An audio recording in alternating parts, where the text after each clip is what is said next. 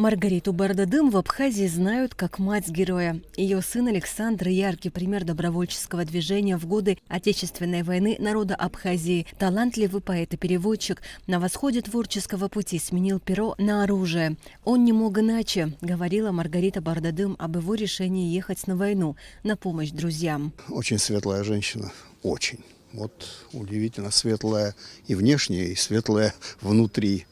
Я бы посоветовал многим нашим также любить Абхазию, как любила она, ее покойный супруг. Сам Саша, вы знаете, в Афоне похоронен. Если сказать о ней коротко, я вот думал, лучше, чем словами ее сына не скажешь. Помянем тех, кто вместе с нами, кого судьба не сберегла, их души тают над горами. Я дальше часть не буду говорить, речь идет о бойцах, но не было бы этой мамы, не было бы и такого бойца. И вечная память Маргарите Александровне. Семья Александра Бардадым была высокоинтеллигентной и образованной. Отец Виктор – художник, мать Маргарита – художница-график. А поэтический талант Александра решили развивать в литературном институте имени Горького, где судьба связала поэта с Абхазией. И, как оказалось, не только его.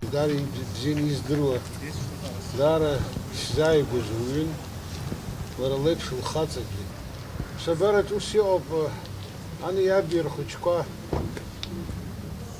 dunya khishur gadu dunya rutub artiala gandrichku nubus drazet dara yani yabi abi harah dunya khayge. Для родителей в Абхазии сын словно ожил. Они видели его в друзьях, соратниках и в целом во всем, что Александр воспевал в своих стихотворениях. Он мечтал купить домик и жить в Абхазии. Но мечта сбылась у тех, кто этого не желал. 9 сентября 1992 года – день гибели Александра Бардадым. Последние минуты, когда Сашу фактически уже загрузили в самолет, а мы должны были на пассажирском ехать.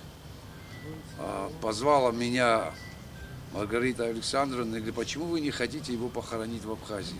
Это для меня был шок, потому как мы знали о том, что родители не хотят хоронить в Абхазии, что мы привезли в Москву. И совершенно, можно сказать, магическими какими-то секундами, наверное, минутами, когда мы успели остановить этот самолет, который должен вот-вот вылететь. Прямо со взлетной полосы мы сняли Сашу и привезли в Абхазию. Надо было видеть ее глаза с такой радостью, как будто она не сына везет хоронить, а не знаю, что-то с ней происходит. Она счастливая такая, плачет, и Саша вернулся к себе на родину. Я помню ее слова, когда мы сказали, что нам сказали, что вы не хотите. Она сказала, по столу вот так ударила рукой: Саша должен быть похоронен в Абхазии. И все. Трудно вспоминать и после военные годы, когда они не могли себе найти другого места успокоения, чем Новый Афон. И, наконец, когда окончательно перебрались, и в каждом из нас она видела, вот как своих детей. Виктор Бардадым, отец Александра, всегда молчаливый и окутанный спокойствием, сложно переживал потерю сына. Он ушел из жизни 9 лет назад. Одиночество Маргариты украсила семья общественно-политического деятеля Геннадия Аламье. В прощальных речах на митинге говорили, что Маргарита Александровна всегда была окружена теплом и заботой. Вместе с тем, как рассказала поэтесса Гунда Сакания, она не оставляла творчество, посещала поэтические вечера и охотно занималась художественным иллюстрированием книг. Маргариту Александровну вспоминали теплой, светлой, высокоинтеллигентной и одновременно простой, стойкой и мудрой женщиной, которой с достоинством удалось пронести имя героя Александра Бардадым.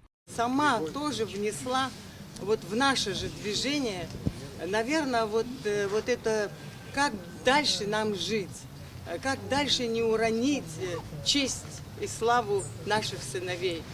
Вот с таким достоинством она сама несла такое звание и нам его передала.